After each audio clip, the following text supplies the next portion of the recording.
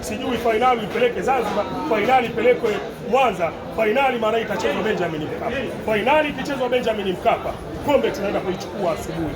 Ile shirikisho light ingechezwa katika uwanja wa Benjamin Mkapa, saa hizi tungekuwa tunajitangaza Simba ndio bingwa mpya wa michuano ya shirikisho, lakini kwa sababu kulikuwa na kona, mechi ikapelekwa pale Zanzibar, tukafeli dakika za mwisho. Kwa hiyo msimu huu, kwa sababu uwanja wa Benjamin Mkapa umetengenezwa vizuri, uwanja wa Benjamin Mkapa utakuwa huko tayari kwa ajili ya mashindano, asubuhi mapema tu tunaenda kuchukua ubingwa wa Afrika msimu huu. Kwa msimu wa nyuma mlikosa matokeo kutokana na uwanja?